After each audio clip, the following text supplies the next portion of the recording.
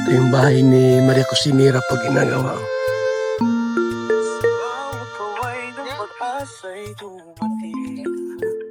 Kalingap. Partner po.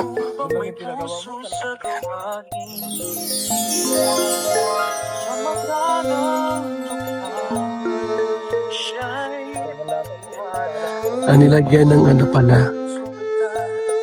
Nilagyan ng yero.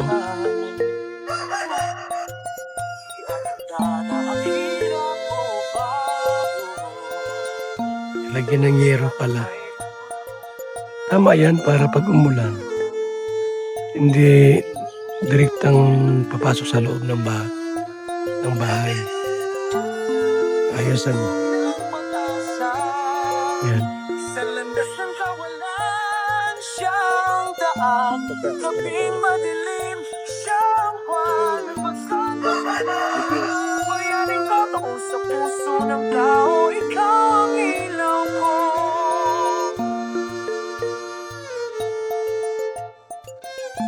Binasag yung simento.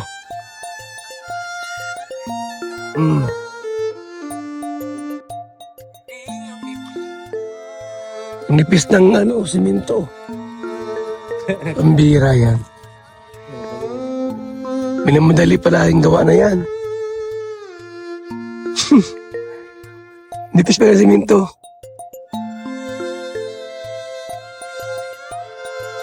Kapalagyan na nga lang doon. Sa'yo kay maramarang lupa. Tabi mo? Yan? Maramara.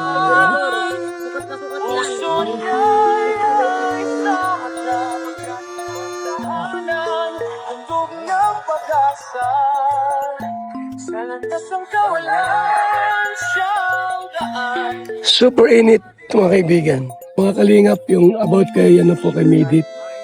Ano ko lang po ito. Papasadahan ko lang yung kay Midit ha. Mga kaibigan. Dahil pinagbitan nga siya ni Red Saint na nagsusulsul po kay Beyonce. So pagpapatul po sa atin mga kaibigan. At nalaman po, narinig ni Midit. Galit kay Red Saint. Ano po? At tapos siya pinagbintangan ni Red Saint nagsulsul kay Beyonce sa magpapatul po sa atin.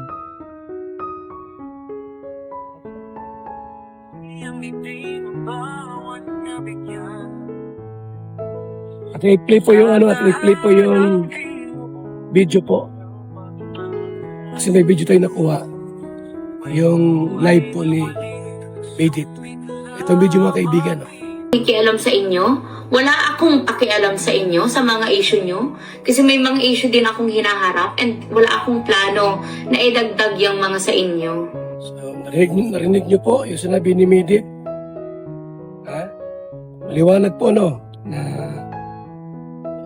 wala siyang planong makikigulo, makikisawsaw. At yun daw ba't mo raw Red Saint sinama pa sa ganun na pinagbitangan mo susulsul kay Beyonce. Ano sabi ni Midit? Marami na rin siyang problema na dapat ayusin. Kaya galit pwede gano'n na baka lang magbibintang kay Midit. Kita mo naman na yan. Napakabising babae po yan. Maraming business yan. Itinda pa yan ng leche plan. Dala ko pa yan ng pili nuts. Tapos gusto mo palang isama sa issue. So galit si Midit po kay Red Saint. Kabait-bait na bata tapos mas mulang isasama-sama. Ano na, Maria? Yeah. Gano ka dyan? Yung bahay mo.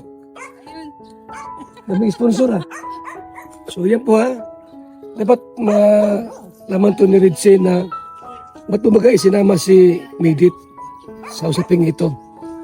Di naman siya ganun na nakikialam sa kalingap. Magalit talaga yun.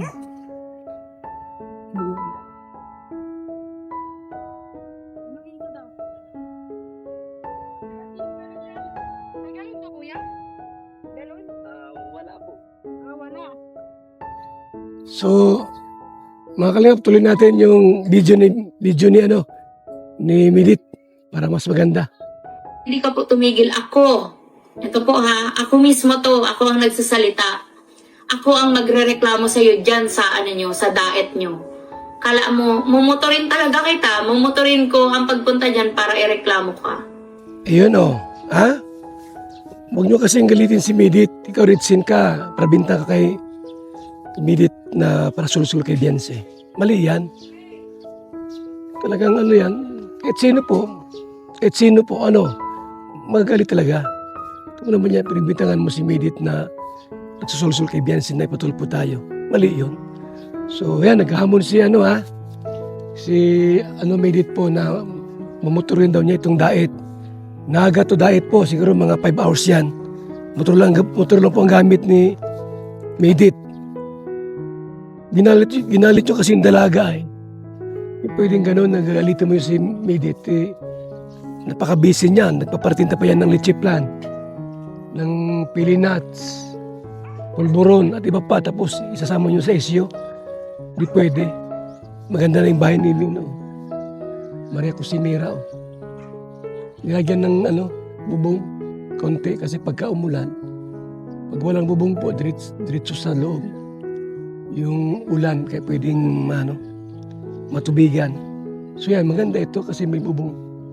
So yan po yung live po ni Midit. Galit kay Ritsin. Paano nga naman pinagbintangan siyang nagsusulsul daw kay Beyonce. Samantalang sinabi nga ni Midit, anong pakialam po dyan? Problema niyo po yan. Hindi ako nakikialam sa inyo. Wala akong pakialam sa inyo, sa mga issue nyo. Liwanag po wala akong pakialam sa inyo at sa mga issue nyo. Yung pa kasi dinadamay si Midit ay nanahimik yung tao na may damay ninyo. Laki mga ugali. Ba't baga dinamay si Midit? Ano naman? Nag-ano lang si Beyonce, hingi lang po ng advice kung paano makarating sa tulpo. Tapos kayo naman, nagsulusol daw kay Beyonce si Midit, para magpatulpo. Hindi totoo yun. Huwag niyong galitin si Midit. Pag nagalit yan, huwag mumotor yan ng diet. Tamong napakalayo po ng diet, 5 oras. Nagato diet sa motor po, nagato diet, 5 hours yan. Babae ba yan? Ikaw makunan yan. Di paano yan? Di problema pa natin yan. Ayaw mo, Midit, pagka nasa diet ka, text mo ako Mareklamo tayo sa barangay. Barangay, sila? Anong lugar ba si Ritsin? Kalbo na pala itong natin Mabili ako ng bago dito pag sweldo ko. Unahan pa, kalbo na rin, mga 2 months pa yan. Magsweldo ko ngayong July. Para makabili ng bagong gulong. So, Redzen, baka mo talaga. Pati si Midit na walang kaalam-alam, pinagbibintangan ninyo. Kasi may mga issue din akong hinaharap and wala akong plano na idagdag yung mga sa inyo. So, marami na rin pong problema si Midit po. Marami na rin po siyang issue. At wala siyang plano pong idagdag yung sa atin na problema. Kasi masyado kayong madaldal. Pati yung walang kaalam-alam, walang nanahimik. Sinasama niyo sa issue. Pag ganun, mali yun. Marami ng problema si Ate Midit natin. Marami ng issue yan. Marami ng iniisip. Mga problema sa buhay. Pag-aaral niya. Anak buhay. Pamilya, yung jowa niyang pasaway. Tapos ganyan ang gawin ninyo. Super init Nagpaluto akong pansit dito kay Maria Cusinera. May pansit na? Wala pa? Ay di, wag na muna kung wala. Wag na kung wala. Sino tumatandang ito? Kung wala, di wag muna. Kasi busy ka Next time na lang kung ano. Nagbili po, nagbili. Huwag ka masyadong ano. Madali lang po yun. Mahirap yung bigla-bigla eh. So yan lang po, no, about kay Midit. Wala siyang plano idagdag yung problema. Wala siyang plano po na ganyan, na makialam sa kalingap. May problema na nga siyang sarili, tapos madagdag pa yung problema natin, pwede. Mali yan, Red Shane. May ka ng sorry kay Midit, Red Shane. May kang tawa dyan, huwag kang makialam kay Midit at tamong dalagang may problema sa jowa niyan, makakaigain ka pa. Sala yun, mali yun. Hindi ka po tumigil. Ako. Ito po ha. Ako mismo to. Ako ang nagsasalita. Ako ang magrereklamo sa iyo dyan sa ano nyo, sa daet nyo. Kala mo, mumuturin talaga kita. Mumuturin ko ang pagpunta dyan para ireklamo ka. Ka na may stress, Midit. Kaya mo yan si Red Shane, pasaway talaga yan. Alam kasi na sikat ka eh. Alam kasi na maganda ka, sikat pa. Kaya minsan ganyan talaga yung mga yan, gusto kang siraan, bagsak. Ay, salamat pa po. Salamat pala doon sa mga nag-sponsor pala sa ating pong apartment type na babahay. Inday PB, Ate Chika, Maring Nancy Chin. Kumarin natin lahat yan. Maring Inday PB, Maring Dolores Dumondon, Maring Susan Vergara, Maring Jolay Ponil, yung aking magandang kapatid, bait, sexy, Angie Pangan, at Bertus Woman. Yan ha. Alam niyo ba na yung mga pera po na yon, yung iba dyan, ay bigay sa akin, pambili-bili ng pagkain, damit. Ang ginagawa ko po ay nilagay ko sa apartment type, yung pabahay po natin. Yung kay Jolay Ponil po, binigay sa akin yun. Wala man siya sinabi sa kung gagamitin. Basta binigay ni Jolay Ponil. Anong ginawa ko? Sinama ko doon sa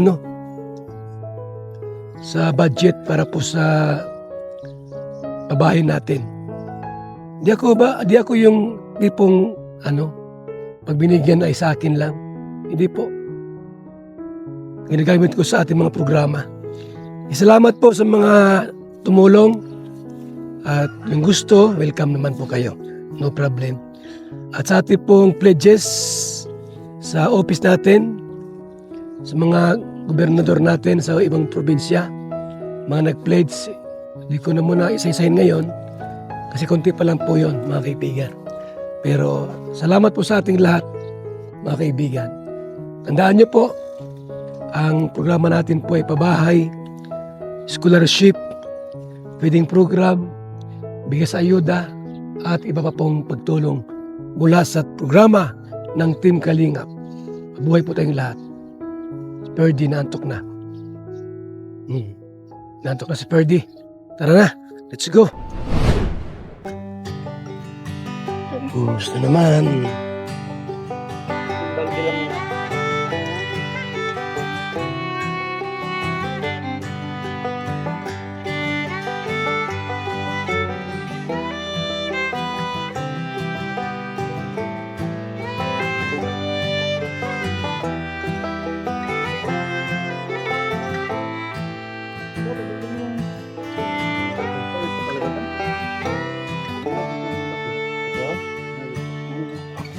Apartment type na pabahay.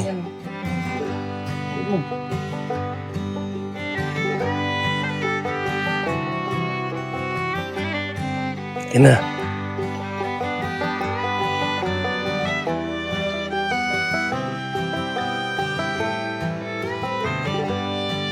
May hollow blocks pa dyan, marami pa. Yun lang. Ha? Buhangin na wala na rin. At talublak, paubos na rin yan. Gusto na yung natin ni Kaputi. Wala nang papalit. Yung papalitan niya yung mga basag. Oo. Daming basag eh. Ilan? 300 yung basag. Oh? Nalambot na niya. Paano yun? Palitan daw niya kalahati.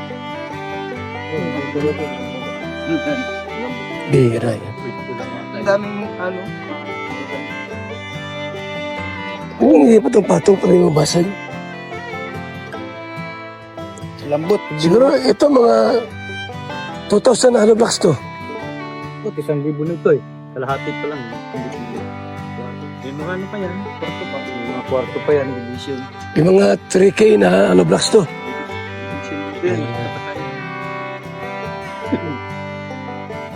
Ano to? Ilang kwarto yan?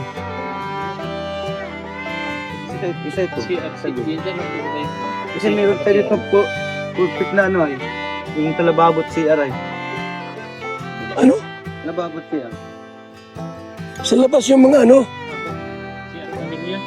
Sa labas yung sir sa kalababo. Ano po, wala na dito. Ay, Wala dyan. Ano lang dito, kainan. Ha? Kainan lang. Kwarto lang yan. Kwarto lang lang. Ano? Oo, ilang kwarto na yan. Kaya dito, apat na kwarto. Tiin. Doon yung ano, sala. Tapos yung CR, duman no? Ano ba? Mga apat na ano? Tapos ano? Hindi, yung isa lang ano lang. Yung Ito, sala na ito.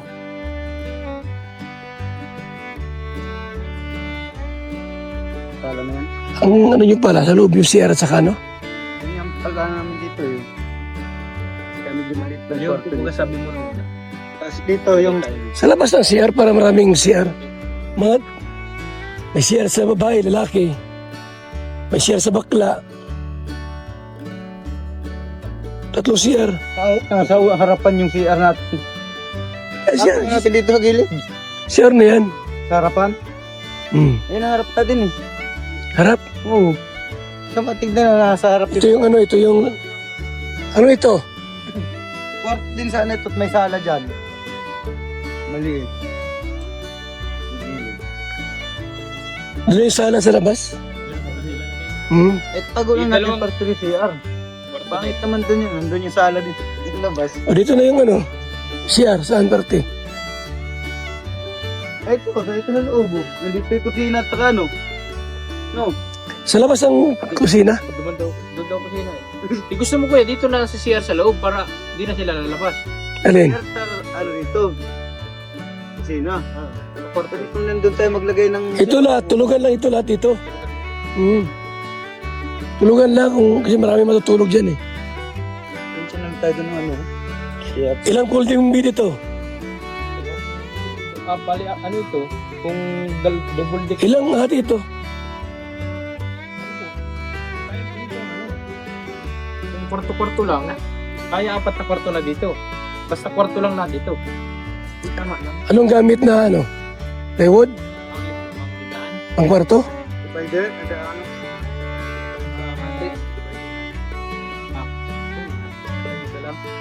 Wait, hindi. Yung may stand. Kaltan. 4 na kwarto na to kuya. Alin? Saan dyan? Di bali ano na to, 8. Yun, 8 kwarto. 8 kwarto na to. Kasi kung sa schooler lang naman ito yun. Doon man sa labas, separate na pala yung CR na yung kainan. Yung kwarto na. Ano to? Dito, ano yan? Okay, ito po. Kung plano ko sana nito kuya, kukuha lang sana ako ng andun para sa sala sanang ano, kunti lang sana para kwarto din sana ito. Gagawing kwarto. Pero kung sabi mo ilalabas natin yung pinakasalas mo, kwarto na to lahat. Labas yung sala para malaki-laki.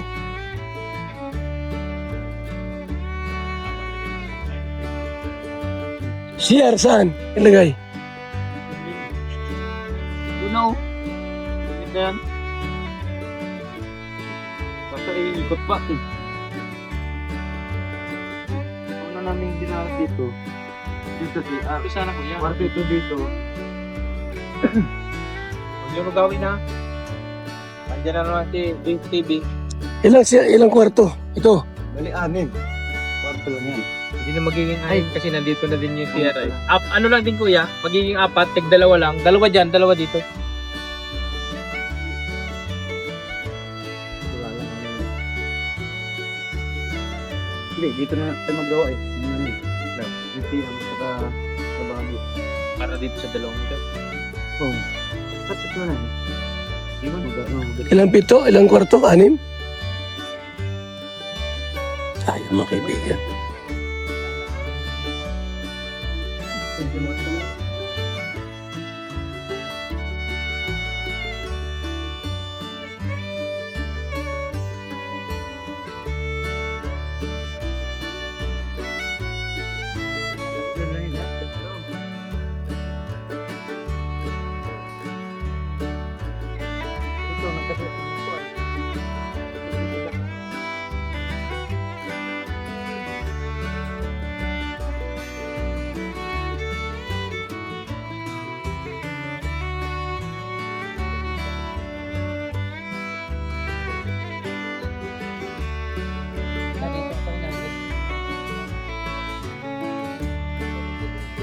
Ito, oy, kainan, lababo, CR.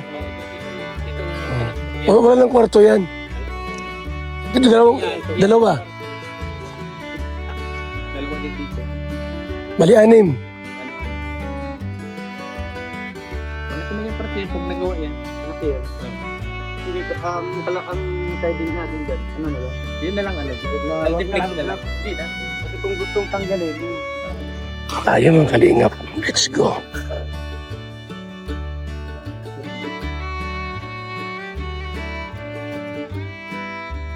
Yan po yung ating project.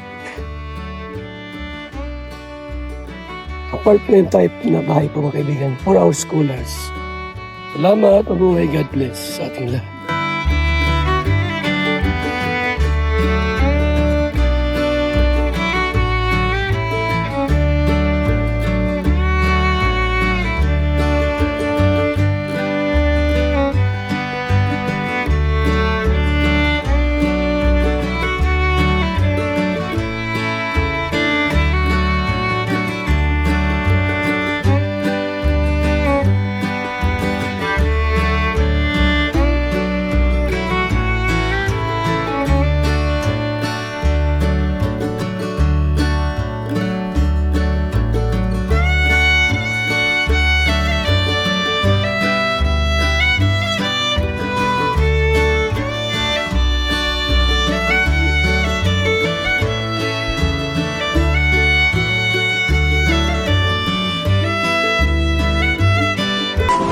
Alkaline vitamin C, the mother of all vitamins, with 562.54 milligrams sodium as gentle, non-acidic, safe, even on an empty stomach.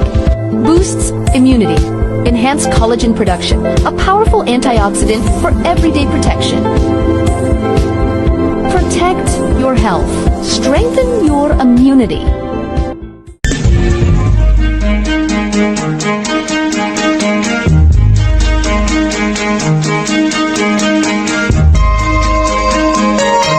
Ito ang palatuntunang tunay na lingkod bayan. Ang programang tututo sa kapakanan ng mga mamamayang kapos sa kapalaran. Si Kuya Val Santos Matubang, ang inyong katuwang. Si Kuya Val, kasangga sa kahirapan, kaagapay sa kalusugan, kakampi ng mga inaapi. Magbibigay pag-asa sa mga taong nawawala na ng pag-asa sa buhay, sa mga batang biktima ng kahirapan, sa mga matatandang napapabayaan. Si Kuya Val, ang inyong sandigan. Val Santos Matubang, sa palatuntunang lingap sa mahihirap.